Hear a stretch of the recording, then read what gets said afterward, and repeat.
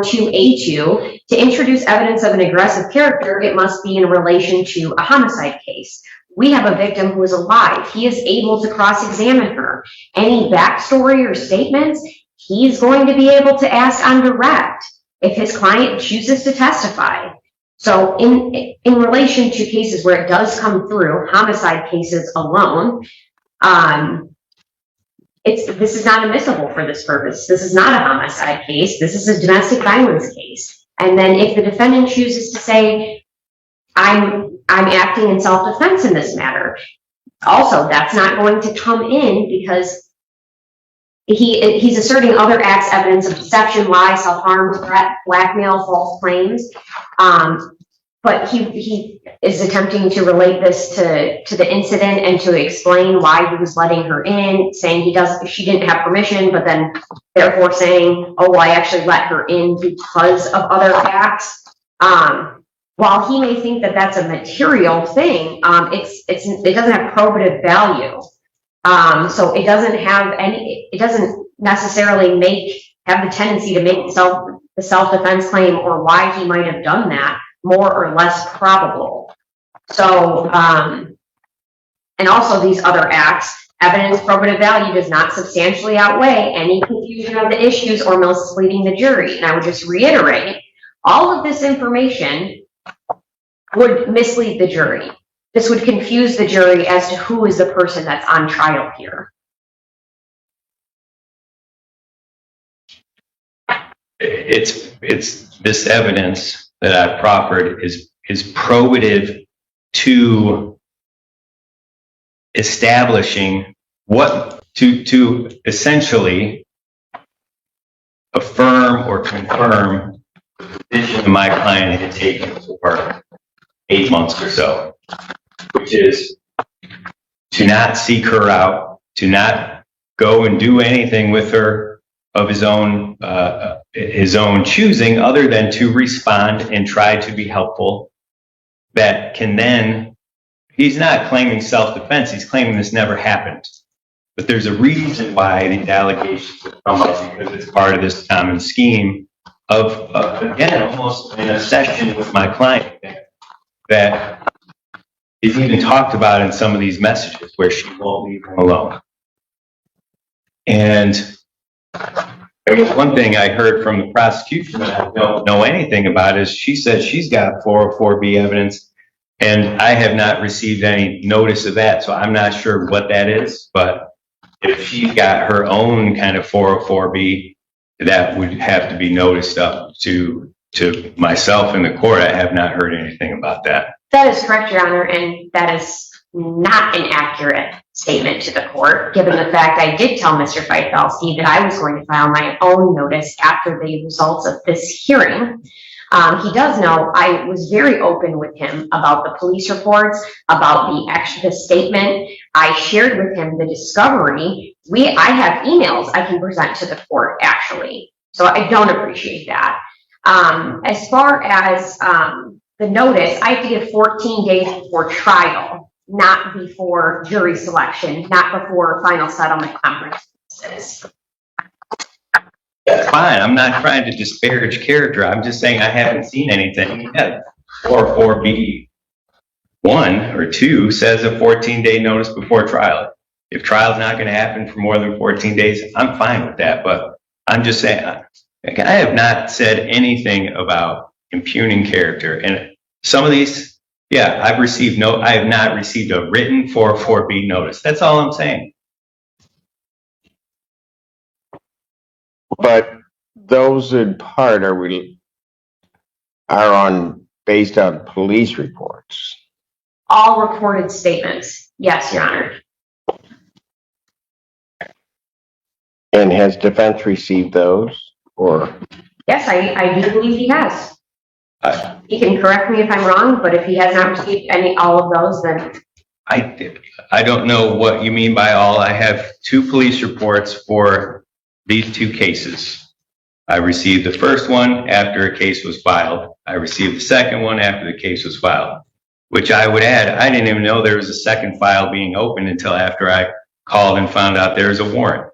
So I don't know exactly what you're referring to, but if there is a specific email, I'm happy to look back at that. I never like to play, I don't play games. I just like to know what the details are. And in fairness, I try to do everything I can to keep everything above board. If there's something specific in reports, it's helpful for me to know exactly what she's pointing to, just like she wants. Okay, then we can just ask the question.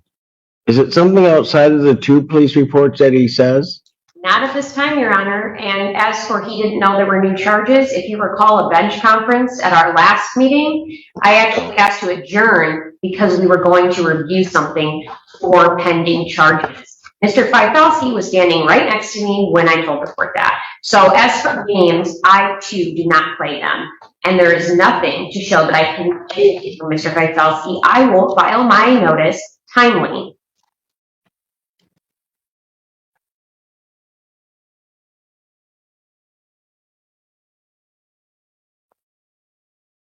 Anything else, Mr. Feifelsky? Not on that issue, Judge.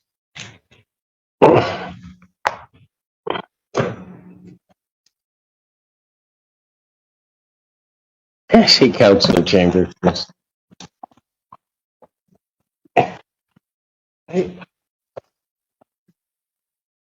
In fine foods, making fine foods, Your Honor. He's at risk of losing his job. He promises, and I know the court may be somewhat skeptical, but he promises not to make any more phone calls. He has a daughter who has medical needs, which he is hoping to gain custody of shortly in order to gain Section 8 housing, Your Honor. He would like you to consider all those matters, Your Honor. It's my understanding there's no bond. I'm just asking for a reasonable bond be set on these matters. I believe on the PPO matter, not in this court, there's a $100,000 bond already set, but I would just ask the court to please consider a reasonable bond on these 4 matters. And Your Honor, I believe that the no bond at this time is a reasonable bond because of the allegations where he is calling the victim saying that he does not want her to proceed. He wants to send an email, a letter, a voice recording to myself. It's my understanding through all of her recordings and texts and things I've received from the Federal Defense Counsel that she is now recanting and no longer wanting to proceed. It is not her that is proceeding on this case. It is the people of the state of Michigan, and we will continue to proceed with this case regardless if she is present or not. So that is something the defendant needs to understand. There is nothing that the victim can do at this point to stop the proceeding of this case. There are also several allegations in the police report where he has sent her email saying, "Bitch, you're dead when I see you.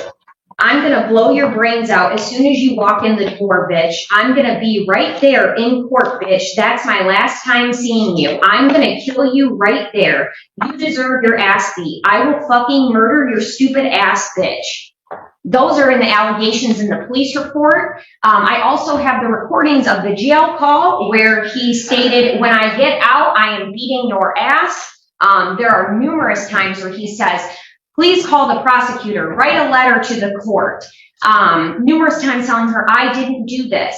I can't believe you told them about this home invasion. I didn't break in your house. The door was unlocked." He is a danger not only to this victim, I believe to society. These charges are extremely serious. I believe he needs to be in custody because I don't think any other measures would protect this victim and or the community. Your Honor, I stand by my original argument. With reference to the bond in this case, the court has heard the numerous allegations of this, and I understand what the people are now dealing with regard to this alleged victim in this case. But all of that, this court believes, is caused by the defendant's conduct. I'm now, after revoking his phone privileges, I don't have hope that the defendant would listen to this court because now I have allegations that he's using used other PIN numbers to continue the conduct. And so for that reason, I think the appropriate bond is currently set at no bond. And the defendant will have his day in court. So motion for bond reduction or change in bond is denied. I will set the defendant's preliminary exam date. I'll adjourn it out, finding good cause to do so given the withdrawal of counsel. In this court proceeding, the main dispute revolves around whether certain character and prior acts evidence, often referred to as Rule 404B evidence, should be allowed in a domestic violence case. The prosecution argues that the defense is improperly trying to introduce allegations about the victim's past behavior, such as deception, threats, or manipulation, to paint her as having an aggressive or unstable character. The prosecutor explains that such evidence is generally only admissible in very limited circumstances, especially in homicide cases. And since the alleged victim in this case is alive and able to testify, the defense can challenge her directly through cross-examination instead of introducing unrelated past conduct. They further argue that this evidence has little probative value, meaning it doesn't meaningfully prove the defendant's claims, and would instead confuse or mislead the jury, shifting attention away from the actual charges. On the other hand, the defense claims the evidence is relevant to show a pattern of behavior by the alleged victim, suggesting she may have been persistently contacting or provoking the defendant, and to explain the defendant's actions, such as why he allowed her into his space. However, the defense clarifies that they are not arguing self-defense, but rather asserting that the alleged incident never occurred, and they want to provide context for why the accusations might be unreliable. There is also a procedural dispute, with the defense stating they have not yet received formal notice of any 404B evidence the prosecution intends to use, while the prosecutor insists disclosure will be made within the legally required timeframe before trial. The discussion then shifts to bond, bail, considerations, where the defense requests a reasonable bond, citing the defendant's personal circumstances, including employment risks and family responsibilities. However, the prosecution strongly opposes this, presenting serious allegatio.